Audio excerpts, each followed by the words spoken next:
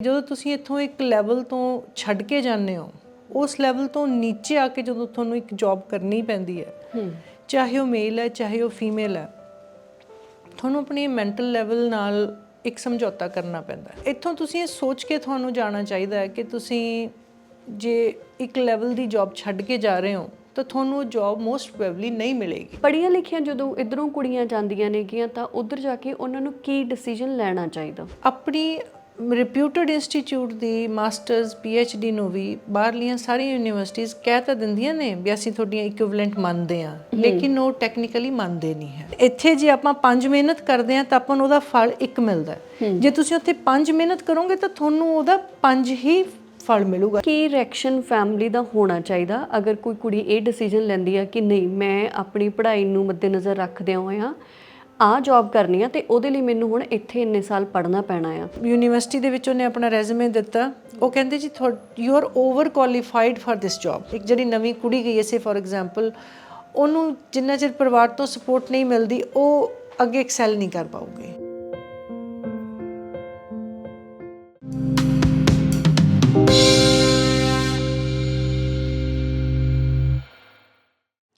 ਵੀ social ਵੇਖ ਰਹੇ ਹੋ ਤੁਸੀਂ, ਮੈਂ ਗੁਰਦੀਪ ਤੁਹਾਡਾ ਸਾਰਿਆਂ ਦਾ ਸਵਾਗਤ ਕਰਦੀ ਹਾਂ। ਸਤਿ ਸ਼੍ਰੀ ਅਕਾਲ, ਉਮੀਦ ਹੈ ਤੁਸੀਂ ਸਾਰੇ ਠੀਕ ਠਾਕ ਹੋਵੋਗੇ। ਅੱਜ ਦੀ ਇਸ ਖਾਸ ਇੰਟਰਵਿਊ ਦੇ ਵਿੱਚ ਅਸੀਂ ਗੱਲਬਾਤ ਕਰਾਂਗੇ ਉਹਨਾਂ ਔਰਤਾਂ ਬਾਰੇ ਜਿਹੜੀਆਂ ਇੱਥੋਂ ਬਹੁਤ ਚੰਗਾ ਪੜ੍ਹ ਲਿਖ ਕੇ ਜਾਂ ਬਹੁਤ ਵਧੀਆ ਡੈਜ਼ਿਗਨੇਸ਼ਨ ਦੇ ਉੱਪਰ ਜੌਬ ਕਰਕੇ ਬਾਹਰਲੇ ਮੁਲਕਾਂ ਦੇ ਵਿੱਚ ਗਈਆਂ ਤੇ ਉੱਥੇ ਜਾ ਕੇ ਉਹਨਾਂ ਦੇ ਲਈ ਇੱਕ ਬਹੁਤ ਵੱਡਾ ਧੱਕਾ ਸੀਗਾ ਕਿ ਹੁਣ ਤੱਕ ਜੋ ਉਹਨਾਂ ਨੇ ਪੜ੍ਹਿਆ, ਜੋ ਉਹਨਾਂ ਨੇ ਸਿੱਖਿਆ ਜਾਂ ਉਹਨਾਂ ਦਾ ਕੰਮ ਦਾ ਜੋ ਤਜਰਬਾ ਜਾਂ ਉਹਨਾਂ ਦਾ ਜਿਹੜਾ ਉੱਥੇ ਅਹੁਦਾ ਸੀ, ਡੈਜ਼ਿਗਨੇਸ਼ਨ ਸੀ, ਉਹ ਇਹਨਾਂ ਮੁਲਕਾਂ ਦੇ ਵਿੱਚ ਆ ਕੇ ਜ਼ੀਰੋ ਹੋ ਗਈ ਤੇ ਉਹਨਾਂ ਨੂੰ ਦੁਬਾਰਾ ਤੋਂ ਸਕ੍ਰੈਚ ਤੋਂ ਹੀ ਕੰਮ ਸ਼ੁਰੂ ਕਰਨਾ ਪੈਣਾ। ਤਾਂ ਉਹਦੇ ਬਹੁਤ ਨਤੀਜੇ ਹੁੰਦੇ ਨੇ। ਕਈ ਲੋਕ ਹੁੰਦੇ ਨੇ ਕਿ ਆਪਦੇ ਗੁੱਡ ਕਾਉਂਸਲਰ ਹੁੰਦੇ ਨੇ ਤਾਂ ਉਹ ਆਪਣੇ ਆਪ ਨੂੰ ਮੂਵ ਕਰ ਲੈਂਦੇ ਨੇ, ਉਸ ਚੀਜ਼ ਤੋਂ ਚੂਜ਼ ਕਰ ਲੈਂਦੇ ਨੇਗੇ ਕਿ ਜਾਂ ਤਾਂ ਮੈਂ ਹੋਰ ਜਾ ਕੇ ਪੜ੍ਹਾਂ ਉੱਥੇ ਤੇ ਉਸੇ ਪ੍ਰੋਫੈਸ਼ਨ ਦੇ ਵਿੱਚ ਅੱਗੇ ਪਰਸਿਊ ਕਰਾਂ, ਤੇ ਕਈ ਲੋਕ ਹੁੰਦੇ ਨੇ ਕਿ ਉਹਨਾਂ ਨੂੰ ਹੁੰਦਾ ਕਿ ਮੈਂ ਹੋਰ ਨਹੀਂ ਪੜ੍ਹ ਸਕਦੀ ਜਾਂ ਉੱਥੇ ਹੀ ਸਟਕ ਹੋ ਜਾਂਦੇ ਨੇ ਤੇ ਉਹਦਾ ਨਤੀਜਾ ਹੁੰਦਾ ਕਿ ਬਹੁਤ ਮੈਂਟਲ ਡਿਪਰੈਸ਼ਨ ਦੇ ਵਿੱਚੋਂ ਚਲੇ ਜਾਂਦੇ ਨੇਗੇ, ਮੈਂਟਲ ਟੌਰਚਰ ਉਹ ਸਹਿੰਦੇ ਰਹਿੰਦੇ ਨੇ। ਤੇ ਇਸੇ ਹੀ ਮੁੱਦੇ ਤੇ ਅੱਜ ਸਾਡੇ ਨਾਲ ਗੱਲਬਾਤ ਕਰਨ ਦੇ ਲਈ ਹਾਜ਼ਰ ਹੋਏ ਨੇ ਡਾਕਟਰ ਰਤਨਦੀਪ ਵਿਰਕ ਹੋਰੀ, ਕਿਉਂਕਿ ਭੈਣ ਹੋਣੀ ਇੱਥੋਂ ਡਾਕਟਰ ਦੀ ਪੜ੍ਹਾਈ ਕਰਕੇ, ਡਾਕਟਰ ਦਾ ਕੰਮ ਕਰਕੇ, ਬਤੌਰ ਡਾਕਟਰ ਕੰਮ ਕਰਕੇ ਆਸਟ੍ਰੇਲੀਆ ਦੇ ਵਿੱਚ ਗਏ ਅਤੇ ਉੱਥੇ ਜਾ ਕੇ ਉਹਨਾਂ ਦੀ ਕੀ ਕਹਾਣੀ ਸੀ, ਕਿਵੇਂ ਉਹਨਾਂ ਨੇ ਆਪਣੇ ਸਫ਼ਰ ਨੂੰ ਅੱਗੇ ਤੋਰਿਆ ਜਾਂ ਉਹਨਾਂ ਨੇ ਕੀ ਡਿਸੀਜਨ ਲਿਆ ਉੱਥੇ ਜਾ ਕੇ ਕਿ ਉਹਨਾਂ ਨੇ ਡਾਕਟਰ ਹੀ ਰਹਿਣਾ ਆ ਜਾਂ ਡਾਕਟਰ ਛੱਡ ਕੇ ਆਪਣੇ ਪਰਿਵਾਰ ਨੂੰ ਜਾਂ ਆਪਣੇ ਆਪ ਨੂੰ ਛੇਤੀ ਉੱਥੇ ਸੈਟਲ ਕਰਨ ਦੇ ਲਈ ਉਹ ਕਿਸੇ ਵੀ ਤਰ੍ਹਾਂ ਦਾ ਕੋਈ ਕੰਮ ਕਰਨ। ਉਹਨਾਂ ਦਾ ਕਿਉਂਕਿ ਤਜਰਬਾ ਹੈ, ਇੰਨੇ ਦਿਨੀ ਆਸਟ੍ਰੇਲੀਆ ਤੋਂ ਪੰਜਾਬ ਆਏ ਹੋਏ ਨੇ, ਉਹਨਾਂ ਦੇ ਨਾਲ ਅਸੀਂ ਗੱਲਬਾਤ ਕਰਾਂਗੇ। ਸਤਿ ਸ਼੍ਰੀ ਅਕਾਲ ਭੈਣ ਜੀ। ਸਤਿ ਸ਼੍ਰੀ ਅਕਾਲ ਜੀ। ਵੀ ਸੋਸ਼ਲ ਵੇਖਦੇ ਸਾਰੇ ਤੁਹਾਡੇ ਸਰੋਤਿਆਂ ਨੂੰ ਮੇਰਾ ਡਾਕਟਰ ਰਤਨਦੀਪ ਕੌਰ ਵਿਰਕ ਦਾ ਬਹੁਤ ਬਹੁਤ ਸਤਿ ਸ਼੍ਰੀ ਅਕਾਲ ਜੀ। ਇੱਕ ਵਾਰ ਫਿਰ ਤੋਂ ਤੁਹਾਡਾ ਸਵਾਗਤ ਹੈ। ਪਿਛਲੀ ਵਾਰੀ ਆਪਾਂ ਅਜੇਸ਼ਵਰ ਦੇ ਸਿਲਸਿਲੇ 'ਚ ਮਿਲੇ ਸੀਗੇ, ਇੰਟਰਵਿਊ ਕੀਤੀ ਸੀਗੀ, ਤੇ ਅੱਜ ਦਾ ਵਿਸ਼ਾ ਮੈਨੂੰ ਲੱਗਦਾ ਹੈ ਕਿ ਇਹ ਵੀ ਬਹੁਤ ਖਾਸ ਹੈ। ਥੋੜ੍ਹੇ ਸਾਲ ਪਹਿਲਾਂ, ਮੈਨੂੰ ਲੱਗਦਾ ਅੱਜ ਤੋਂ 1.5 ਜਾਂ 2 ਸਾਲ ਪਹਿਲਾਂ ਇਹ ਧਿਆਨ 'ਚ ਮੇਰੇ ਲੈ ਕੇ ਆਂਦਾ ਸੀਗਾ ਡਾਕਟਰ ਅਰੁਣਪ੍ਰੀਤ ਭੈਣ ਹੋਰੀ ਨੇਗੇ, ਜਿਹੜੇ ਕਿ ਇੱਥੋਂ ਆਪਣਾ ਹੌਸਪੀਟਲ ਛੱਡ ਕੇ ਕੈਨੇਡਾ ਜਦੋਂ ਉਹ ਗਏ ਤਾਂ ਉੱਥੇ ਜਾ ਕੇ ਕਹਿੰਦੇ ਮੇਰੇ ਲਈ ਬਹੁਤ ਵੱਡਾ ਧੱਕਾ ਸੀਗਾ ਜਦੋਂ ਉਹਨਾਂ ਨੂੰ ਲੱਗਿਆ ਕਿ ਮੇਰੀ ਪੜ੍ਹਾਈ ਲਿਖਾਈ, ਮੇਰਾ ਤਜਰਬਾ ਇੱਥੇ ਕੋਈ ਮਾਇਨੇ ਨਹੀਂ ਰੱਖਦਾ ਹੈਗਾ, ਜਾਂ ਤਾਂ ਮੈਨੂੰ ਅੱਗੇ ਹੋਰ ਪੜ੍ਹਨਾ ਪੈਣਾ ਹੈ ਜਾਂ ਫਿਰ ਮੈਨੂੰ ਆਪਣੀ ਡੈਜ਼ਿਗਨੇਸ਼ਨ ਨੂੰ ਭੁੱਲ ਕੇ ਇੱਥੇ ਜੋ ਵੀ ਆਰਡੀਨਰੀ ਜੌਬ ਆ ਮੈਨੂੰ ਉਹ ਕਰਨੀ ਪੈਣੀ ਆ, ਹੈ ਨਾ। ਸੋ ਜਦੋਂ ਤੁਸੀਂ ਇੱਥੋਂ ਗਏ ਸੀਗੇ ਤਾਂ ਤੁਹਾਡਾ ਕੀ ਤਜਰਬਾ ਸੀਗਾ ਅਤੇ ਤੁਹਾਨੂੰ ਕੋਈ ਉੱਥੇ ਜਾ ਕੇ ਧੱਕਾ ਜਾਂ ਕੋਈ ਸ਼ੌਕ ਕੁਛ ਇੱਦਾਂ ਦਾ ਮਿਲਿਆ? ਦੇਖੋ ਜੀ, ਇਹ 2006 ਦੀ ਗੱਲ ਹੈ। ਇੱਥੇ ਮੈਂ ਤੇ ਮੇਰੇ ਹਸਬੈਂਡ ਅਸੀਂ ਸੈਕਟਰ 16 ਜਨਰਲ ਹਸਪੀਟਲ 'ਚ ਬਤੌਰ ਡਾਕਟਰ ਕੰਮ ਕਰਦੇ ਸੀਗੇ ਤੇ ਬੇਟਾ ਉਸ ਟਾਈਮ ਤੇ ਅਜੇਸ਼ਵਰ ਸਾਲਕ ਦਾ ਸੀਗਾ ਤੇ ਮੈਂ ਮੈਟਰਨਿਟੀ ਲੀਵ ਤੇ ਸੀ ਤੇ ਅੱਗੇ ਪੜ੍ਹਾਈ ਕਰਨੀ ਸੀ MBBS ਤੋਂ ਬਾਅਦ ਚੋਂ ਦੀ। ਤੇ ਮੈਂ ਸੋਚਿਆ ਕਿ ਚਲੋ ਐਪਲੀਕੇਸ਼ਨਸ ਪਾਈਆਂ, ਮੈਂ ਅੱਗੇ ਸਿਡਨੀ ਯੂਨੀਵਰਸਿਟੀ ਦੀ ਮਾਸਟਰਸ ਦੀ ਐਪਲੀਕੇਸ਼ਨ ਪਾ ਦਿੱਤੀ। ਬਾਹਰ ਜਾਣ ਦਾ ਕੋਈ ਉਸ ਟਾਈਮ ਤੇ ਬਹੁਤਾ ਖਿਆਲ ਨਹੀਂ ਸੀਗਾ ਕਿ ਬਾਹਰ ਸੈਟਲ ਹੋਣਾ। ਤੇ ਸਾਊਥ ਦੀਆਂ ਇੱਕ ਤੋਂ ਐਪਲੀਕੇਸ਼ਨਸ MD ਦੀਆਂ ਪਾਈਆਂ ਤਾਂ ਸਿਡਨੀ ਯੂਨੀਵਰਸਿਟੀ ਤੋਂ ਕਾਲ ਆ ਗਈ, ਇੰਟਰਵਿਊ ਹੋ ਗਈ ਤੇ ਬੇਟੇ ਨੂੰ ਅਜੇਸ਼ਵਰ ਨੂੰ ਮੰਮੀ ਕੋਲ ਛੱਡ ਕੇ ਤੇ ਪੜ੍ਹਾਈ ਦਾ ਸੀਗਾ ਪਲਾਨ ਕਿ 2 ਸਾਲ ਦੀ ਪੜ੍ਹਾਈ ਕਰਕੇ ਵਾਪਸ ਆ ਜਾਣਾ। ਪੜ੍ਹਾਈ ਕਰਨ ਚਲੇ ਗਏ, ਬੇਟੇ ਨੂੰ ਮੰਮੀ ਕੋਲ ਛੱਡ ਕੇ ਚਲੇ ਗਏ। ਜਦੋਂ ਉੱਥੇ ਜਾ ਕੇ ਪੜ੍ਹਾਈ ਤਾਂ ਚਲੋ ਜਦੋਂ ਐਜ਼ ਏ ਬੰਦਾ ਸਟੂਡੈਂਟ ਜਾਂਦਾ ਉਦੋਂ ਕੋਈ ਬਹੁਤਾ ਇੰਨਾ ਲੱਗਦਾ ਕਿ ਤੁਸੀਂ ਇੱਥੋਂ ਐਜ਼ ਅ ਡਾਕਟਰ ਜਾਂਦੇ ਹੋ ਤਾਂ ਜੌਬ ਛੱਡ ਕੇ ਜਾਂਦੇ ਹੋ, ਇੱਥੇ ਤਾਂ ਡਾਕਟਰ ਸਾਹਿਬ ਹੁੰਦੀ ਹੈ, ਉੱਥੇ ਤੁਸੀਂ ਐਜ਼ ਅ ਸਟੂਡੈਂਟ ਜਾਂਦੇ ਹੋ 6-7 ਸਾਲ ਜੌਬ ਕਰਨ ਤੋਂ ਪਿੱਛੋਂ ਫਿਰ ਦੁਬਾਰਾ ਸਟੂਡੈਂਟ ਲਾਈਫ 'ਚ ਆਉਣਾ ਇੱਕ ਵਾਰ ਤਾਂ ਥੋੜ੍ਹਾ ਔਖਾ ਲੱਗਦਾ ਹੈ, ਪਰ ਉਹ ਇੱਕ ਡਿਫਰੈਂਟ ਸਟੋਰੀ ਹੁੰਦੀ ਹੈ।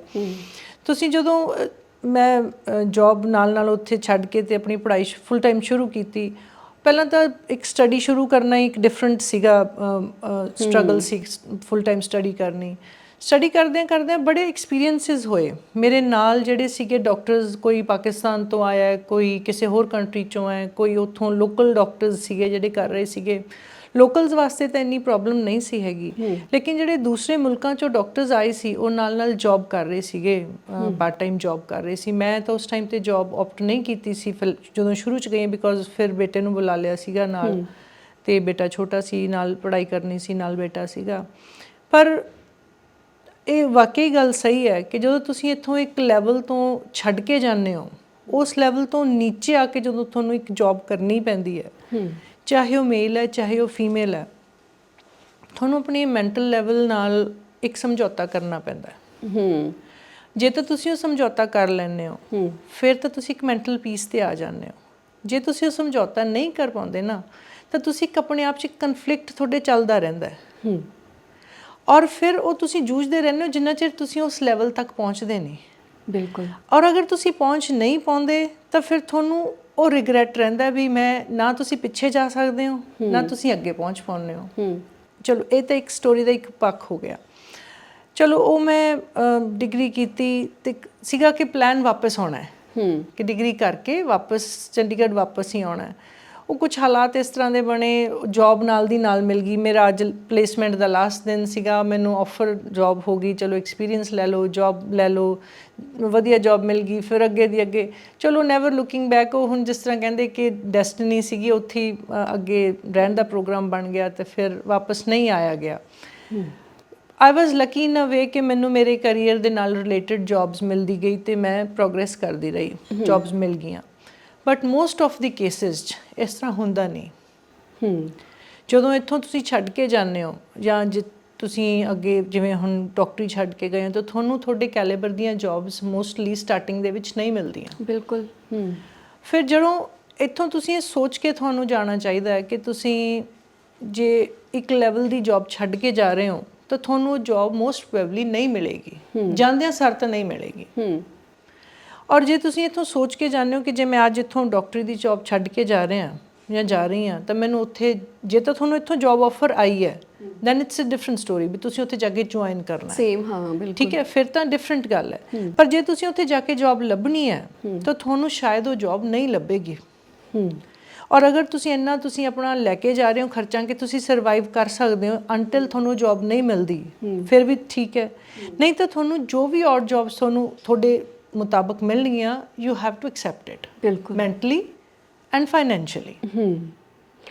ਅਤੇ ਜਿਵੇਂ ਮੰਨ ਲਓ ਕਿ ਤੁਸੀਂ ਗਏ ਤਾਂ ਤੁਸੀਂ ਉੱਧਰ ਜਾ ਕੇ ਪੜ੍ਹਾਈ ਵੀ ਕੀਤੀ, ਹੁਣ ਉਹ ਭੈਣ ਉਹਨਾਂ ਦਾ ਵੀ ਇਹੀ ਕੇਸ ਸੀਗਾ, ਤਾਂ ਉਹਨਾਂ ਨੇ ਵੀ ਇੱਕ ਟਾਈਮ 'ਤੇ ਡਿਸੀਜਨ ਲਿਆ ਵੀ ਮੈਨੂੰ ਚੂਜ਼ ਕਰਨਾ ਪੈਣਾ ਕਿ ਮੈਂ ਕੰਪਰੋਮਾਈਜ਼ ਕਰਾਂ ਜਾਂ ਫਿਰ ਮੈਂ ਪੜ੍ਹ ਕੇ ਆਪਣਾ ਇਸੇ ਪ੍ਰੋਫੈਸ਼ਨ ਦੇ ਵਿੱਚ ਅੱਗੇ ਵਧਾਂ, ਹੈ ਨਾ। ਤਾਂ ਉਹਨਾਂ ਨੇ ਚੂਜ਼ ਕੀਤਾ ਪੜ੍ਹਨਾ, ਜਿਹੜਾ ਕਿ ਉਹਨਾਂ ਲਈ ਬਹੁਤ ਔਖਾ ਵੀ ਸੀਗਾ ਇੰਨੇ ਟਾਈਮ ਤੋਂ ਬਾਅਦ ਦੁਬਾਰਾ ਤੋਂ ਜਦੋਂ ਤੁਹਾਡੇ ਬੱਚੇ ਖੁਦ ਹਾਈ ਸਕੂਲ ਜਾ ਰਹੇ ਨੇ ਤਾਂ ਤੁਸੀਂ ਦੁਬਾਰਾ ਪੜ੍ਹਾਈ ਦੇ ਵਿੱਚ ਆ ਰਹੇ ਹੋ ਨਾ। ਅਤੇ ਪਰ ਉਹ ਮਤਲਬ ਕੀ ਹੈ ਫਿਰ ਉਹਦਾ ਰਿਜ਼ਲਟ ਉਹਨਾਂ ਦੇ ਲਈ ਇਹ ਰਿਹਾ ਕਿ ਹੁਣ ਉਹਨਾਂ ਨੂੰ ਉਹਨਾਂ ਦੀ ਸੈਟਿਸਫੈਕਸ਼ਨ ਵਾਲੀ ਜੌਬ ਮਿਲ ਗਈ ਆ, ਹੈ ਨਾ। 4 ਸਾਲਾਂ ਦੀ ਮਿਹਨਤ ਤੋਂ ਬਾਅਦ ਆਈ ਗੈਸ, ਹੈ ਨਾ, 4 ਸਾਲ ਉਹਨਾਂ ਨੂੰ ਲੱਗੇ ਉਸ ਮੁਕਾਮ ਤੱਕ ਪਹੁੰਚਣ ਲੱਗਿਆ। ਫਿਰ ਮੈਂ ਚਾਹੁੰਦੀ ਹਾਂ ਕਿ ਤੁਹਾਡਾ ਡਿਸੀਜਨ ਕੀ ਹੋਣਾ ਚਾਹੀਦਾ ਵਾ ਕਿ ਜਦੋਂ ਇੱਧਰੋਂ ਕੋਈ ਕੁੜੀ ਜਾਂਦੀ ਆ ਪੜ੍ਹੀ ਲਿਖੀ ਆ, ਇਹ ਨਹੀਂ ਕਿ ਡਾਕਟਰ ਹੀ ਹੋਵੇ, ਮੰਨ ਲਓ ਕਿ ਕੋਈ PhD ਕੁੜੀ ਆ ਜਾਂ ਇੱਧਰੋਂ ਕਿਸੇ ਨੇ MBA ਵੀ ਕੀਤੀ ਆ ਤਾਂ ਉਹ ਵੀ ਸਾਨੂੰ ਲੱਗਦਾ ਕਿ ਮੇਰੀ ਮਾਸਟਰਸ ਆ, ਥੋੜ੍ਹੀ ਪੜ੍ਹਾਈ ਤਾਂ ਨਹੀਂ ਹੁੰਦੀ, ਕੰਪਲੀਟ ਸਟੱਡੀ ਹੋ ਜਾਂਦੀ ਆ ਤੁਹਾਡੀ, ਹੈ ਨਾ। ਪੜ੍ਹੀਆਂ ਲਿਖੀਆਂ ਜਦੋਂ ਇੱਧਰੋਂ ਕੁੜੀਆਂ ਜਾਂਦੀਆਂ ਨੇਗੀਆਂ ਤਾਂ ਉੱਧਰ ਜਾ ਕੇ ਉਹਨਾਂ ਨੂੰ ਕੀ ਡਿਸੀਜਨ ਲੈਣਾ ਚਾਹੀਦਾ? ਮੈਂ ਇੱਕ ਐਗਜ਼ਾਮਪਲ ਦਊਂਗੀ ਜੀ ਮੇਰੀ ਛੋਟੀ ਸਿਸਟਰ ਦੀ। ਉਹਨੇ PhD ਕੀਤੀ ਹੈ ਇੱਥੋਂ ਦੇ ਰਿਪਿਊਟਡ ਇੰਸਟੀਚਿਊਟ ਥਾਪਰ 'ਚੋਂ PhD ਕਰਕੇ ਉਹਨੇ ਮਤਲਬ ਉਦੋਂ ਮਾਸਟਰਸ ਕੀਤੀ ਸੀ, ਹੁਣ PhD ਉਹਦੀ ਰੀਸੈਂਟਲੀ ਕੰਪਲੀਟ ਹੋਈ ਹੈ। ਉੱਥੇ ਗਈ ਹੈ ਉਹ, ਬਾਹਰ ਗਈ ਉਦੋਂ। ਆਪਣੀ ਰਿਪਿਊਟਡ ਇੰਸਟੀਚਿਊਟ ਦੀ ਮਾਸਟਰਸ PhD ਨੂੰ ਵੀ ਬਾਹਰਲੀਆਂ ਸਾਰੀਆਂ ਯੂਨੀਵਰਸਿਟੀਜ਼ ਕਹਿ ਤਾਂ ਦਿੰਦੀਆਂ ਨੇ ਵੀ ਅਸੀਂ ਤੁਹਾਡੀਆਂ ਇਕੁਇਵਲੈਂਟ ਮੰਨਦੇ ਹਾਂ, ਲੇਕਿਨ ਉਹ ਟੈਕਨੀਕਲੀ ਮੰਨਦੇ ਨਹੀਂ ਹੈ। ਉਹ ਫਿਰ ਵੀ ਉਹਨੂੰ ਸੈਕੰਡ ਗ੍ਰੇਡ ਡਿਗਰੀ ਮੰਨਦੇ ਨੇ ਅਨਟਿਲ ਐਂਡ ਅਨਲੈਸ ਉਹਨੂੰ ਆਪਣੇ ਐਟ ਪਾਰ ਉਹ ਕਰ ਨਹੀਂ ਲੈਂਦੇ, ਕੁਛ ਇੱਕ ਵਰਕ ਐਕਸਪੀਰੀਅੰਸ ਨਹੀਂ ਕਰ ਲੈਂਦੇ, ਜਾਂ ਉਹਨੂੰ ਆਪਣੇ ਅਕੋਰਡਿੰਗਲੀ ਉਹ ਕਹਿੰਦੇ ਨਹੀਂ ਕਿ ਅਸੀਂ ਤੁਹਾਨੂੰ ਪਹਿਲਾਂ ਥੋੜਾ ਦੇਖ ਲਈਏ ਕਿ ਤੁਹਾਡਾ ਕੰਮਕਾਰ ਕਿਸ ਤਰ੍ਹਾਂ। ਉਹ ਪ੍ਰੈਕਟੀਕਲ ਨੌਲੇਜ ਨੂੰ ਜ਼ਿਆਦਾ ਮੰਨਦੇ ਨੇ, ਡਿਗਰੀਆਂ ਚਾਹੇ ਕਾਗਜ਼ਾਂ 'ਚ ਜਿੰਨੀਆਂ ਮਰਜ਼ੀ ਹੋਣ। ਤੁਸੀਂ ਇਹ ਮੰਨ ਕੇ ਚੱਲੋ ਵੀ ਜਿੰਨਾ ਚਿਰ ਤੁਹਾਨੂੰ ਉੱਥੋਂ ਦਾ ਲੋਕਲ ਐਕਸਪੀਰੀਅੰਸ ਨਹੀਂ ਹੁੰਦਾ ਉਹਨਾਂ ਚਿਰ ਤੁਹਾਡੀ ਉਹ ਡਿਗਰੀ ਮਹਿਜ਼ ਇੱਕ ਡਿਗਰੀ ਹੈ। ਬਿਲਕੁਲ। ਔਰ ਫਿਰ ਤੁਸੀਂ ਕਹੋਗੇ ਜੇ ਸਾਨੂੰ ਐਕਸਪੀਰੀਅੰਸ ਮਿਲੂਗਾ ਤੇ ਐਕਸਪੀਰੀਅੰਸ ਹੋਊਗਾ ਕਿਸ ਤਰ੍ਹਾਂ, ਇਹ ਵੀ ਇੱਕ ਗੱਲ ਹੈ। ਤੁਹਾਨੂੰ ਬ੍ਰੇਕ ਥਰੂ ਤਾਂ ਕਿਤੋਂ ਲੈਣਾ ਪਏਗਾ ਨਾ। ਤੁਸੀਂ ਇਹ ਮੰਨ ਕੇ ਚੱਲੋ ਕਿ ਤੁਹਾਨੂੰ you have to work very hard to get a job, to get a breakthrough. ਤੁਸੀਂ 100 ਥਾਂ ਹੀ ਆਪਣਾ ਰੈਜ਼ੂਮੇ ਪਾਓਗੇ ਤਾਂ ਹੋ ਸਕਦਾ ਤੁਹਾਨੂੰ ਇੱਕ ਥਾਂ ਕਿਤੋਂ ਯੈਸ ਮਿਲੇ। You have to be very patient. ਤੁਹਾਨੂੰ ਬਹੁਤ ਪੇਸ਼ੈਂਟਲੀ ਤੁਹਾਨੂੰ ਕੋਸ਼ਿਸ਼ ਕਰਦੇ ਰਹਿਣਾ ਚਾਹੀਦਾ, ਫਿਰ ਤੁਹਾਨੂੰ ਕਿਤੇ ਨਾ ਕਿਤੇ ਇੱਕ ਜੌਬ ਮਿਲੂਗੀ। ਇਹ ਨਹੀਂ ਹੈ ਵੀ ਜੇ ਤੁਸੀਂ ਅੱਜ ਇੱਕ ਥਾਂ ਨੌਕਰੀ ਪਾਤੀ ਤੇ ਤੁਹਾਨੂੰ ਉੱਥੇ ਮਿਲ ਗਈ ਤੇ you will be very 1 in a million case 'ਚ ਤੁਹਾਨੂੰ ਉੱਥੇ ਮਿਲ ਜਾਏਗਾ। ਤੁਹਾਨੂੰ ਬੜਾ ਹੀ ਸਹਿਜਤਾ ਨਾਲ ਤੁਹਾਨੂੰ ਉਹ ਕਰਨਾ ਪਏਗਾ ਕਿ ਹਾਂ ਮੈਨੂੰ ਇਹ ਬਹੁਤ ਸੋਚ ਸਮਝ ਕੇ ਤੁਹਾਨੂੰ ਡਿਸੀਜਨ ਲੈਣਾ ਪੈਣਾ ਕਿ ਹਾਂ ਮੈਂ ਉੱਥੇ ਜਾ ਰਹੀ ਹਾਂ। ਡਿਗਰੀ ਮੇਰੀ ਜ਼ਰੂਰ ਹੈ ਮੇਰੇ ਕੋਲ, ਲੇਕਿਨ ਜਿੰਨਾ ਚਿਰ ਮੈਨੂੰ ਉੱਥੋਂ ਦਾ ਐਕਸਪੀਰੀਅੰਸ ਨਹੀਂ ਮਿਲਦਾ ਮੇਰੀ ਇਹ ਡਿਗਰੀ ਉਹਨਾਂ ਚਿਰ ਕਿਸੇ ਕੰਮ ਨਹੀਂ ਹੈ ਜਿੰਨਾ ਚਿਰ ਮੈਂ ਉੱਥੇ ਉਹਨਾਂ ਨੂੰ ਆਪਣੀ ਕਾਬਲੀਅਤ ਨਹੀਂ ਦਿਖਾਉਂਦੀ। ਮੇਰੀ ਡਿਗਰੀ ਉੱਥੇ ਉਹਨਾਂ ਨੇ ਕਦੇ ਦੇਖੀ ਵੀ ਨਹੀਂ। ਅੱਛਾ, ਮੈਂ ਜੇ ਅੱਜ ਨੌਕਰੀ ਚਲੀ ਜਾਵਾਂ ਨਾ ਵੀ ਮੈਂ ਮੰਗਣ ਜਾਵਾਂ ਵੀ ਮੈਨੂੰ ਨੌਕਰੀ ਚਾਹੀਦੀ ਹੈ, ਉਹਨਾਂ ਨੇ ਮੇਰੀ ਡਿਗਰੀ ਦੇਖਣੀ ਵੀ ਨਹੀਂ। ਉਹਨਾਂ ਨੇ ਮੇਰੇ ਵਰਡਸ ਨੂੰ ਹੀ ਮੰਨ ਲੈਣਾ ਵੀ ਅੱਛਾ ਤੁਸੀਂ ਇਹ ਡਿਗਰੀ ਕੀਤੀ ਹੈ, ਠੀਕ ਹੈ, ਤੁਸੀਂ ਮਤਲਬ ਆਪਣਾ ਐਕਸਪੀਰੀਅੰਸ ਦੱਸੋ।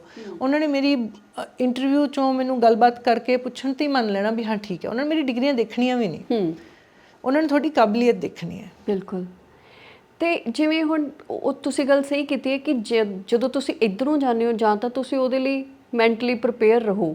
ਤੁਹਾਨੂੰ ਇਹਨਾਂ ਚੀਜ਼ਾਂ ਦਾ ਇੱਥੋਂ ਹੀ ਪਤਾ ਹੋਣਾ ਚਾਹੀਦਾ ਕਿ ਮੈਂ ਜਿੰਨਾ ਮਰਜ਼ੀ ਪੜ੍ਹਿਆ ਲਿਖਿਆ, ਜੋ ਮੈਂ ਮਰਜ਼ੀ ਕੰਮ ਕੀਤਾ, ਮੇਰੇ ਕੋਲ ਜਿੰਨਾ ਮਰਜ਼ੀ ਤਜਰਬਾ, ਪਰ ਜਦੋਂ ਮੈਂ ਇੱਕ ਡਿਫਰੈਂਟ ਕੰਟਰੀ ਦੇ ਵਿੱਚ ਜਾ ਰਿਹਾ ਤਾਂ ਉੱਥੇ ਮੇਰੇ ਲਈ ਹਾਲਾਤ ਇਸ ਤੋਂ ਉਲਟ ਹੋ ਸਕਦੇ ਨੇ, ਹੈ ਨਾ? ਹੋ ਸਕਦੇ ਨਹੀਂ, ਹੋਣਗੇ।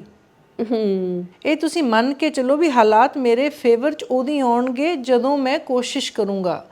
ਜੇ ਆਪਾਂ ਇੱਥੋਂ ਤੁਹਾਨੂੰ grass is greener on the other side ਵਾਲੀ ਕਹਾਣੀ ਹੈ। ਸਾਨੂੰ ਇੱਥੋਂ ਸਬਜ਼ ਬਾਗ ਦਿਸਦੇ ਨੇ, ਸਾਨੂੰ ਫੋਰਨਰਸ ਆਉਂਦੇ ਨੇ ਬਾਹਰੋਂ, ਸੋਹਣੇ ਕੱਪੜੇ ਪਾਏ, ਸੋਹਣੇ ਸੂਟਕੇਸ ਭਰੇ, ਸਾਨੂੰ ਉਹ ਦਿਸਦੇ ਨੇ। ਉਹ ਵਿਚਾਰੇ ਕਿੰਨੀ ਮਿਹਨਤ ਕਰਕੇ, ਮੈਂ ਵਿਚਾਰੇ ਤਾਂ ਕਹਿੰਦੀ ਹਾਂ ਬਿਕੋਜ਼ ਉਹ 9 ਤੋਂ ਲੈ ਕੇ ਰਾਤ ਦੇ 9 ਵਜੇ ਤੱਕ ਘਰੋਂ ਨਿਕਲ ਕੇ ਸ਼ਾਮ ਤੱਕ ਆਉਂਦੇ ਨੇ, ਮਿਹਨਤ ਕਰਕੇ ਆਉਂਦੇ ਨੇ। ਤੇ ਉਹਨਾਂ ਦੀ ਉਹ ਪਿੱਛੇ ਕਿੰਨੀ ਮਿਹਨਤ ਹੈ, ਉਹਨਾਂ ਦੀ ਉਹ ਸਿਰ ਖਪਾਈ ਕਿੰਨੀ ਹੈ। ਉੱਥੇ ਡਰਾਈਵਰ ਵੀ ਉਹ ਆਪ ਨੇ, ਕੁੱਕ ਵੀ ਉਹ ਆਪ ਨੇ, ਬੱਚਿਆਂ ਦੇ ਟੀਚਰ ਵੀ ਨੇ। ਉਹ ਚਾਹੇ ਮੇਲ ਹੈ ਚਾਹੇ ਫੀਮੇਲ ਹੈ, ਫੀਮੇਲ ਦਾ ਡਬਲ ਰੋਲ ਹੈ ਇਹਦੇ 'ਚ।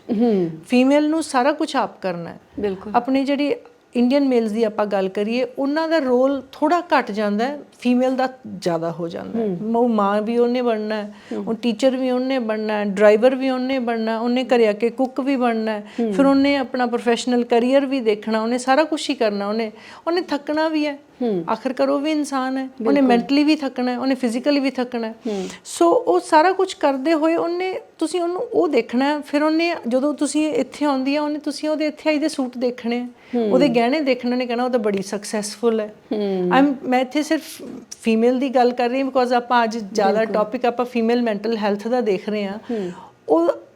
ਲੇਕਿਨ ਉਹਦੇ ਪਿੱਛੇ ਉਹਨੇ ਮਿਹਨਤ ਕਿੰਨੀ ਕੀਤੀ ਹੈ। ਉਹਨੇ ਉਹ 12 ਮਹੀਨਿਆਂ 'ਚੋਂ 11 ਮਹੀਨੇ ਉੱਥੇ ਮਿਹਨਤ ਕਿੰਨੀ ਕੀਤੀ ਹੈ। ਆਪਾਂ ਉਹ ਨਹੀਂ ਦੇਖਦੇ ਹੈਗੇ। ਆਪਾਂ ਨੂੰ ਲੱਗਦਾ ਵੀ ਉਹ ਤਾਂ ਬਾਹਰੋਂ ਆਇਆ, ਬਾਹਰੋਂ ਤਾਂ ਸਕਸੈਸ ਹੀ ਹੋਣੀ ਹੈ, ਲੇਕਿਨ ਉਹ ਸਕਸੈਸ ਪਿੱਛੋਂ ਉਹਨੂੰ ਮਿਹਨਤ ਕਿੰਨੀ ਕਰਨੀ ਪਈ ਹੈ। ਉਹਨੇ ਉਹ ਬਹੁਤ ਜੀ ਤੋੜ ਮਿਹਨਤ ਕੀਤੀ ਹੈ ਤਾਂ ਉਹਨੂੰ ਉਹ ਸਕਸੈਸ ਮਿਲੀ ਹੈ। ਔਰ ਅਗਰ ਤੁਸੀਂ ਉਹ 11 ਮਹੀਨੇ ਤੁਸੀਂ ਹੁਣ ਜਾ ਕੇ ਅਗਲੇ 5 ਸਾਲ 11 ਮਹੀਨੇ ਮਿਹਨਤ ਕਰੋਗੇ, ਫਿਰ ਤੁਸੀਂ ਉੱਥੇ ਪਹੁੰਚੋਗੇ। ਇਫ ਯੂ ਆਰ ਰੈਡੀ, ਫਿਰ ਸੋਚ ਸਮਝ ਕੇ ਤੁਸੀਂ ਆਪਣਾ ਸਟੈਪ ਲਿਓ। ਮੈਂ ਡਿਸਕਰੇਜ ਨਹੀਂ ਕਰ ਰਹੀ ਕਿਸੇ ਨੂੰ, ਮਿਹਨਤ ਆਪਾਂ ਨੂੰ ਇੱਥੇ ਵੀ ਕਰਨੀ ਪੈਣੀ ਹੈ, ਲੇਕਿਨ ਇੱਥੇ ਜੇ ਆਪਾਂ 5 ਮਿਹਨਤ ਕਰਦੇ ਹਾਂ ਤਾਂ ਆਪਾਂ ਨੂੰ ਉਹਦਾ ਫਲ 1 ਮਿਲਦਾ। ਜੇ ਤੁਸੀਂ ਉੱਥੇ 5 ਮਿਹਨਤ ਕਰੋਗੇ ਤਾਂ ਤੁਹਾਨੂੰ ਉਹਦਾ 5 ਹੀ ਫਲ ਮਿਲੂਗਾ। ਲੇਕਿਨ ਇਹ ਵੀ ਥੋੜਾ ਲੇਟ ਮਿਲ ਸਕਦਾ ਹੈ, ਸਟਾਰਟਿੰਗ 'ਚ ਥੋੜੀ ਗੱਡੀ ਲੇਟ ਚੱਲਦੀ ਹੈ, ਲੇਕਿਨ ਇੱਕ ਵਾਰੀ ਗੱਡੀ ਲਾਈਨ ਤੇ ਆ ਜੇ ਫਿਰ ਸਪੀਡ ਫੜ ਲੈਂਦੀ ਹੈ। ਨਹੀਂ, ਇਹ ਡਿਸਕਰੇਜ ਕਰਨ ਵਾਲੀ ਗੱਲ ਨਹੀਂ, ਮੈਂ ਇਹ ਰਿਐਲਿਟੀ ਚੈੱਕ। ਹਾਂ, ਕਿਉਂਕਿ ਮੈਂ ਇਸ ਇੰਟਰਵਿਊ ਤੋਂ ਪਹਿਲਾਂ ਆਪਣੀ ਭੈਣ ਨਾਲ ਵੀ ਗੱਲ ਕਰ ਰਹੀ ਸੀਗੀ, ਤਾਂ ਉਹ ਕਹਿੰਦੀ ਦੇਖੀ ਕਦੇ ਵੀ ਬਾਹਰ ਨਾ ਆਓ ਜੀ। ਜੇ ਤੁਸੀਂ ਬਾਹਰ ਆ ਰਹੇ ਹੋ ਤਾਂ ਤੁਹਾਨੂੰ ਪਰਪਸ ਪਤਾ ਹੋਣਾ ਚਾਹੀਦਾ ਕਿ ਅਸੀਂ ਕਿਉਂ ਜਾ ਰਹੇ ਹਾਂ, ਤੇ ਉੱਥੇ ਜਾ ਕੇ ਸਾਨੂੰ ਕਿਹੜੀਆਂ-ਕਿਹੜੀਆਂ ਕੰਡੀਸ਼ਨਸ ਜਾਂ ਕਿਹੜੇ-ਕਿਹੜੇ ਹਾਲਾਤਾਂ ਦਾ ਸਾਨੂੰ ਸਾਹਮਣਾ ਕਰਨਾ ਪੈ ਸਕਦਾ ਆ, ਹਨਾ। ਅਗਲੀ ਗੱਲ ਇਹ ਹੈ ਵੀ ਮੰਨ ਲਓ ਕਿ ਇੱਕ ਕੁੜੀ ਆ, ਪੜ੍ਹੀ ਲਿਖੀ ਇੱਧਰੋਂ ਗਈ ਆ, ਉੱਧਰ ਜਾ ਕੇ ਉਹਨੇ ਇਹ ਚੂਜ਼ ਕੀਤਾ ਕਿ ਮੈਂ ਆਪਣੇ ਹੀ ਪ੍ਰੋਫੈਸ਼ਨ ਦੇ ਵਿੱਚ ਜਾਣਾ, ਤੇ ਉਹਦੇ ਲਈ ਉਹਨੂੰ ਪੜ੍ਹਨਾ ਵੀ ਪੈ ਸਕਦਾ ਦੁਬਾਰਾ ਤੋਂ 2 ਤੋਂ 4 ਸਾਲ, ਹੈ ਨਾ। ਤਾਂ ਸੇਮ ਪ੍ਰੋਫੈਸ਼ਨ 'ਚ ਫਿਰ ਉਹ ਅੱਗੇ ਜਾ ਕੇ ਜੌਬ ਵੀ ਕਰ ਸਕਦੀ ਆ। ਤਾਂ ਉੱਥੇ ਫੈਮਿਲੀ ਸਪੋਰਟ ਕਿਵੇਂ ਦੀ ਹੋਣੀ ਚਾਹੀਦੀ ਆ ਕਿ ਪਰਿਵਾਰ ਨੂੰ, ਕਈ ਵਾਰੀ ਪਰਿਵਾਰ ਹੀ ਨਹੀਂ ਸਮਝਦਾ ਇਸ ਚੀਜ਼ ਨੂੰ, ਉਹਨਾਂ ਨੂੰ ਇਹ ਹੁੰਦਾ ਕਿ ਇੱਥੇ ਆ ਗਿਆ, ਹੁਣ ਜਿਹੜਾ ਕੁਝ ਮਿਲਦਾ ਤੁਸੀਂ ਉਹ ਕਰੀ ਜਾਓ, ਕਿਉਂਕਿ ਇਸ ਟਾਈਮ ਸਾਨੂੰ ਪੈਸਾ ਚਾਹੀਦਾ ਵਾ ਫੈਮਿਲੀ ਸੈਟਲ ਕਰਨ ਦੇ ਲਈ ਜਾਂ ਖੁਦ ਸੈਟਲ ਹੋਣ ਦੇ ਲਈ, ਹੈ ਨਾ।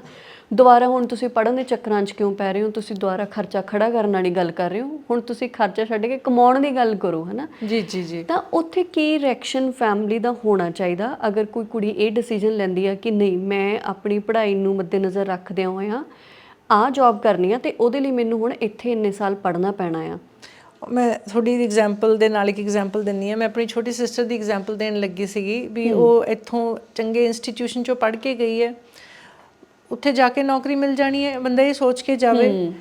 ਉੱਥੇ ਯੂਨੀਵਰਸਿਟੀ ਦੇ ਵਿੱਚ ਉਹਨੇ ਆਪਣਾ ਰੈਜ਼ੂਮੇ ਦਿੱਤਾ, ਉਹ ਕਹਿੰਦੇ ਜੀ you are over qualified for this job. ਅੱਛਾ। ਉਹਨੂੰ ਇਹ ਕਹਿ ਕੇ 2-3 ਥਾਵਾਂ ਤੋਂ ਉਹਨੂੰ ਨੌਕਰੀ ਨਹੀਂ ਮਿਲੀ। ਇੱਕ ਜਿਵੇਂ ਆਪਾਂ ਕਹਿ ਦਈਏ ਟੇਫ, ਜਿਵੇਂ ਇੱਥੇ ਹੁੰਦੇ ਆ ਟੇਫ ਨੂੰ ਸਾਡੇ ਉੱਥੇ ਟੇਫ ਕਹਿ ਦਿੰਦੇ, ਜਿਵੇਂ ਇੱਥੇ ITI ਹੈ ਵੀ ਯੂਨੀਵਰਸਿਟੀ ਥਾਂ ਤੇ ਮੈਨੂੰ ITI 'ਚ ਤਾਂ ਲੈਕਚਰਸ਼ਿਪ ਮਿਲ ਜੂ, ਕਹਿੰਦੇ ਯੂ ਆਰ ਓਵਰ ਕੁਆਲੀਫਾਈਡ। ਉਹ ਕਹਿੰਦੀ ਜੀ ਮੈਨੂੰ ਘੱਟ ਨੂੰ ਰੱਖ ਲਓ ਤੁਸੀਂ, ਕੋਈ ਗੱਲ ਨਹੀਂ, ਤਾਂ ਕੀ ਹੋ ਗਿਆ। ਉਹ ਕਹਿੰਦੇ ਤੁਸੀਂ ਆ ਇੱਕ ਡਿਪਲੋਮਾ ਕਰਕੇ ਆਓ ਟੀਚਿੰਗ ਵਾਸਤੇ, ਫਿਰ ਉਹਨੂੰ ਟੀਚਿੰਗ 'ਚ ਰੱਖ ਦਾਂਗੇ। ਵੀ ਉਹ ਜਿਵੇਂ ਆਪਾਂ ਕਹਿੰਦੇ ITI 'ਚ ਪੜ੍ਹਾਉਣ ਵਾਸਤੇ ਉਹਨੇ ਉਹ ਡਿਪਲੋਮਾ ਵੀ ਕਰ ਲਿਆ, ਤੇ ਉਹ ਕਹਿੰਦੇ ਫਿਰ ਇਹ ਡਿਪਲੋਮਾ ਤਾਂ ਕਰ ਲਿਆ but you are still overqualified, ਵੀ ਤੁਸੀਂ PhD ਕੀਤੀ ਹੋਈ ਹੈ। ਕਰਾ ਕੇ ਜੀ ਚਲੋ ਉਹਨੇ ਥੋੜ੍ਹੇ ਲੈਵਲ ਤੋਂ ਸ਼ੁਰੂ ਕੀਤਾ, ਕਰਕੇ ਹੁਣ ਨਾ ਉਹ ਆਪਣਾ ਉਹ ਸੈਟਲਡ ਹੈ।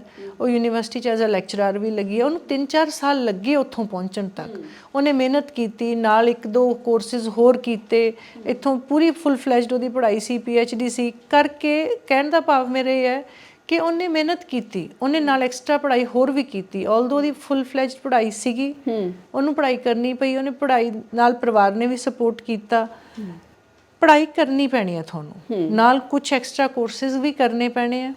ਆਲਦੋ ਚਾਹੇ ਤੁਹਾਡੀ ਪੜ੍ਹਾਈ ਕੰਪਲੀਟ ਹੈ, ਤੁਹਾਨੂੰ ਮਿਹਨਤ ਵੀ ਕਰਨੀ ਪੈਣੀ ਹੈ, ਤੁਹਾਨੂੰ ਸਬਰ ਵੀ ਰੱਖਣਾ ਪੈਣਾ, ਤੁਹਾਨੂੰ ਕੋਸ਼ਿਸ਼ ਵੀ ਕਰਨੀ ਪੈਣੀ ਹੈ। ਐਂਡ ਜਿਵੇਂ ਤੁਸੀਂ ਕਿਹਾ ਵੀ ਜਿਵੇਂ ਪੜ੍ਹਾਈ ਅੱਗੇ ਪਰਸਿਊ ਵੀ ਕਰਨੀ ਪੈਣੀ ਹੈ। ਇਹ ਨਹੀਂ ਹੈ ਵੀ ਜੇ ਤੁਸੀਂ ਕਹਿਤਾ ਵੀ ਮੈਂ ਤਾਂ ਜੇ ਇੰਨੀ ਪੜ੍ਹਾਈ ਕਰ ਲਈ ਮੈਂ ਹੋਰ ਕਿਉਂ ਕਰਾਂ। ਚਾਹੇ ਤੁਹਾਡੀ ਉਮਰ ਕੋਈ ਹੈ, ਚਾਹੇ ਤੁਸੀਂ 30 ਦੇ ਹੋ, ਚਾਹੇ ਤੁਸੀਂ 50 ਦੇ ਹੋ, ਤੁਹਾਨੂੰ ਆਪਣੀ ਡਿਗਰੀ ਨੂੰ ਐਨਹੈਂਸ ਕਰਨ ਵਾਸਤੇ ਸਾਲ ਤੋਂ ਲੈ ਕੇ 2-4 ਸਾਲ 6 ਮਹੀਨੇ ਦਾ ਕੁਛ ਨਾ ਕੁਛ ਕੋਰਸ, ਕੁਛ ਨਾ ਕੁਛ ਉਹਨੂੰ ਕਰਨਾ ਪੈਣਾ ਐਨਹੈਂਸ ਕਰਨ ਵਾਸਤੇ। ਫਿਰ ਤੁਸੀਂ ਉਹਨਾਂ ਦੇ ਐਟ ਪਾਰ ਆਓਗੇ। ਬਿਲਕੁਲ। ਜਿਵੇਂ ਕਹਿੰਦੇ ਆਪਾਂ ਗੋਰਿਆਂ ਦੀ ਈਗੋ ਸੈਟੀਸਫਾਈ ਕਰਨੀ ਪੈਣੀ ਆ ਆਪਾਂ ਨੂੰ ਵੀ ਹਾਂਜੀ ਅਸੀਂ ਤੁਹਾਡਾ ਵੀ ਕੁਝ ਪੜ੍ਹ ਲਿਆ ਮਾੜਾ ਮੋਟਾ, ਅਸੀਂ ਤਾਂ ਪੜ੍ਹ ਕੇ ਆਏ ਆ, ਅਸੀਂ ਤੁਹਾਡਾ ਵੀ ਕੁਝ ਕਰ ਲਿਆ, ਅਸੀਂ ਤੁਹਾਡੇ ਐਟ ਪਾਰ ਫਿਰ ਵੀ ਆ ਗਏ। ਕੁਛ ਨਾ ਕੁਛ ਉਹਨਾਂ ਨੂੰ ਬਰਸ਼ ਅਪ ਕਰਨਾ ਪੈਣਾ। ਔਰ ਇੱਕ ਕਿਸੇ ਹੱਦ ਤੱਕ ਸਹੀ ਵੀ ਹੈ। ਇੱਥੋਂ ਦੀ ਪੜ੍ਹਾਈ ਔਰ ਉੱਥੋਂ ਦੀ ਪੜ੍ਹਾਈ ਦਾ ਕੁਝ ਫਰਕ ਤਾਂ ਹੈਗਾ ਹੀ ਹੈ। ਉਹਨਾਂ ਨੂੰ ਉਹ ਕਰਕੇ ਬਰਸ਼ ਅਪ ਕਰਕੇ ਅਸੀਂ ਇਕੁਇਵਲੈਂਟ ਹੋ ਜਾਂਦਾ। ਬਿਲਕੁਲ। ਉਹ ਸਾਰਾ ਵਿੱਚ ਉਹਦੇ ਇਕੁਇਵਲੈਂਟ ਕਰਕੇ ਉਹਦੇ ਨਾਲ ਬਰਾਬਰ ਪਹੁੰਚ ਜਾਂਦੇ ਆ। ਤੇ ਪਰਿਵਾਰ ਕੀ ਰੋਲ ਅਦਾ ਕਰ ਸਕਦਾ ਹੈ? ਪਰਿਵਾਰ ਦਾ ਸਭ ਤੋਂ ਵੱਡਾ ਰੋਲ ਹੈ ਜੀ। ਇੱਥੋਂ ਕੋਈ ਬੱਚਾ ਜਾਂਦਾ ਹੈ, ਫੋਰ ਐਗਜ਼ਾਮਪਲ ਆਪਾਂ ਵਿਆਹ ਦੀ ਐਗਜ਼ਾਮਪਲ ਲੈ ਲਈਏ, ਕੋਈ ਇੱਥੋਂ ਸਪਾਊਸ ਹੈ, ਚਾਹੇ ਕੁੜੀ ਹੈ ਚਾਹੇ ਮੁੰਡਾ, ਆਪਾਂ ਵਿਆਹ ਕੇ ਬਾਹਰ ਜਾਂਦਾ, ਉਹਨੂੰ ਉੱਥੇ ਜੌਬ ਕਰਨੀ ਆ, ਉਹਨੂੰ ਉੱਥੋਂ ਦੇ ਸਿਸਟਮ ਦਾ, ਉੱਥੋਂ ਦੇ ਕਲਚਰ ਦਾ ਨਹੀਂ ਪਤਾ। ਪਹਿਲੀ ਗੱਲ ਤਾਂ ਪਰਿਵਾਰ ਦੀ ਬਹੁਤ ਵੱਡੀ ਸਪੋਰਟ ਚਾਹੀਦੀ ਹੈ ਉਹਨੂੰ, ਉਹ ਸਾਰਾ ਸਿਸਟਮ, ਉਹ ਕਲਚਰ ਉਹ ਸਮਝਾਉਣ ਵਾਸਤੇ। ਫਿਰ ਉਹਨੂੰ ਐਡਜਸਟਮੈਂਟ ਹੋਣ ਵਾਸਤੇ। ਫਿਰ ਅੱਗੇ ਉਹ ਪੜ੍ਹਨਾ ਚਾਹੁੰਦਾ ਹੈ, ਉਹਨੂੰ ਪੜ੍ਹਾਈ ਪ੍ਰੋਵਾਈਡ ਕਰਾਉਣ ਵਾਸਤੇ, ਉਹਨੂੰ ਮਾਹੌਲ, ਉਹ ਸਾਰਾ ਸਿਸਟਮ ਪ੍ਰੋਵਾਈਡ ਕਰਾਉਣ ਵਾਸਤੇ। ਇਹਦੇ 'ਚ ਆਪਣੇ ਜਿਹੜੇ ਬੰਦੇ ਉੱਥੇ ਪਹਿਲਾਂ ਆਲਰੇਡੀ ਪਰਿਵਾਰ ਜਿਹੜਾ ਸੈਟਲਡ ਹੈ, ਉਹਨੂੰ ਸਪੋਰਟ ਦੇਣ ਦੀ ਬਹੁਤ ਜ਼ਿਆਦਾ ਜ਼ਰੂਰਤ ਹੈ। ਉਹਦੇ ਬੰਨਿਓ ਨਵਾਂ ਜਿਹੜਾ ਪਰਿਵਾਰ ਦਾ ਮੈਂਬਰ ਗਿਆ, ਉਹਨੂੰ ਸਪੋਰਟ ਦੇਣਾ ਬਹੁਤ ਜ਼ਿਆਦਾ ਜ਼ਰੂਰੀ ਹੈ। ਜਿੰਨਾ ਚਿਰ ਪਰਿਵਾਰ ਸਪੋਰਟ ਨਹੀਂ ਦਊਗਾ, ਉਹਨਾਂ ਚਿਰ ਜਿਹੜਾ ਫੈਮਿਲੀ ਦਾ ਮੈਂਬਰ ਨਵਾਂ ਗਿਆ ਨਾ, ਇੱਕ ਜਿਹੜੀ ਨਵੀਂ ਕੁੜੀ ਗਈ ਹੈ ਫੋਰ ਐਗਜ਼ਾਮਪਲ, ਉਹਨੂੰ ਜਿੰਨਾ ਚਿਰ ਪਰਿਵਾਰ ਤੋਂ ਸਪੋਰਟ ਨਹੀਂ ਮਿਲਦੀ, ਉਹ ਅੱਗੇ ਐਕਸੈਲ ਨਹੀਂ ਕਰ ਪਾਊਗੀ। ਸਪੋਰਟ ਕਿੱਦਾਂ ਦੀ ਕਿ ਸਿਰਫ ਇੰਨਾ ਹੀ ਕਾਫੀ ਹੁੰਦਾ ਕਿ ਹਾਂਜੀ ਤੁਸੀਂ ਕਰ ਲਓ ਜਾ ਕੇ, ਜਾਂ ਕਿਉਂਕਿ ਜਦੋਂ ਆਪਾਂ ਉੱਥੇ ਜਾ ਕੇ ਪੜ੍ਹਦੇ ਹਾਂ ਬਹੁਤ ਸਾਰਾ ਟਾਈਮ ਤੁਹਾਡਾ ਸਟੱਡੀਜ਼ ਦੇ ਵਿੱਚ ਜਾਂਦਾ, ਕਿੰਨੀਆਂ ਅਸਾਈਨਮੈਂਟਸ ਹੁੰਦੀਆਂ ਨੇਗੀਆਂ, ਕਿਉਂਕਿ ਕੋਈ +1 +2 ਦੀ ਪੜ੍ਹਾਈ ਤਾਂ ਹੁੰਦੀ ਨਹੀਂ ਕਿ ਤੁਹਾਨੂੰ ਕੁਛ ਘੰਟੇ ਪੜ੍ਹਨਾ ਪਊ। ਹਾਇਰ ਸਟੱਡੀ ਤੁਸੀਂ ਕਰ ਰਹੇ ਹੋ ਤਾਂ ਉਹਦੇ ਲਈ ਤੁਹਾਨੂੰ ਮੈਕਸੀਮਮ ਘੰਟੇ ਦੇਣੇ ਪੈਂਦੇ ਨੇਗੇ, ਹੈ ਨਾ। ਤਾਂ ਮਤਲਬ ਸਿਰਫ ਹਾਂ ਤੋਂ ਇਲਾਵਾ ਹੋਰ ਕਿਹੜੀਆਂ ਚੀਜ਼ਾਂ 'ਚ ਉਹਨੂੰ ਮੋਰਲੀ, ਮੈਂਟਲੀ, ਫਿਜ਼ੀਕਲੀ ਸਾਰੇ ਤਰ੍ਹਾਂ ਦੀ support for example moral support ਵੀ ਹਾਂਜੀ ਅਸੀਂ ਤੇਰੇ ਨਾਲ ਆ ਤੁਸੀਂ ਪੜ੍ਹੋ। ਦੂਸਰਾ ਜੇ ਉਹ 6 ਮਹੀਨੇ ਜੌਬ ਨਹੀਂ ਵੀ ਕਰੂਗੀ ਜੇ ਆਪਣਾ ਹੁੰਦਾ ਵੀ ਆਈ ਹੈ ਤਾਂ ਚਲੋ ਜੀ ਨੌਕਰੀ ਲੱਗ ਜਾਓ ਕੰਮ ਕਰ ਲਓ 2 ਪੈਸੇ ਕਮਾ ਲੂਗੀ ਹੈ ਨਾ। ਉਹ ਜਦੋਂ ਨਹੀਂ ਸੀ ਆਈ ਘਰ ਉਦੋਂ ਵੀ ਚੱਲਦਾ ਹੀ ਸੀਗਾ ਉਹਦੀ ਕਮਾਈ ਤੋਂ ਬਿਨਾਂ ਠੀਕ ਹੈ ਨਾ। ਜੋ 6 ਮਹੀਨੇ ਜੌਬ ਨਹੀਂ ਵੀ ਕਰੂਗੀ ਉਹ ਪੜ੍ਹ ਲੂਗੀ ਪੜ੍ਹ ਕੇ ਜਾਂ ਜੋ ਵੀ ਉਹਨੇ ਕੁਝ ਕਰਨਾ ਹੈ ਜੋ ਕਰਨਾ ਚਾਹੁੰਦੀ ਹੈ ਤਾਂ ਕਰੇ ਜਾਂ ਉਹ ਤਾਂ ਇਹ ਗਿਵ ਐਂਡ ਟੇਕ ਹੈ ਨਾ। ਉਹ ਫੋਰਸਫੁਲ ਨਹੀਂ ਹੋਣਾ ਚਾਹੀਦਾ। ਉਹਦੇ ਮਤਲਬ ਜੇ ਹੁਣ ਆਪਾਂ ਕਹਿ ਦਈਏ ਕਿ ਡਿਸੀਜਨ ਇੱਕ ਮਿਊਚੁਅਲ ਹੋਣਾ ਚਾਹੀਦਾ। ਇਹੀ ਸਪੋਰਟ ਹੈ ਕਿ ਮਿਊਚੁਅਲ ਡਿਸੀਜਨ ਹੋਣਾ ਚਾਹੀਦਾ ਇੱਕ ਫੋਰਸ ਨਹੀਂ ਹੋਣੀ ਚਾਹੀਦੀ। ਜੌਬ ਕਰਨੀ ਹੈ ਟਾਈਮ ਦੇਖ ਕੇ ਕਿ ਜੇ ਅਫੋਰਡ ਕਰ ਸਕਦੇ ਹਾਂ afford in the sense time wise money wise ਵੀ ਜੇ ਆਪਾਂ ਕਰ ਸਕਦੇ ਹਾਂ ਇਹ ਇੱਕ ਅੰਡਰਸਟੈਂਡਿੰਗ ਹੋਣੀ ਚਾਹੀਦੀ ਵੀ ਜੌਬ ਕਰ ਲਓ ਤੁਸੀਂ ਇੱਕ ਇਹ ਸਪੋਰਟ ਹੈ ਪੜ੍ਹ ਲਓ। ਇੱਕ ਫਿਰ ਉਸ ਕਪਲ ਨੇ ਇੱਕ ਆਪਣੀ ਫੈਮਿਲੀ ਲਾਈਫ ਵੀ ਅੱਗੇ ਸ਼ੁਰੂ ਕਰਨੀ ਹੈ ਨਾ।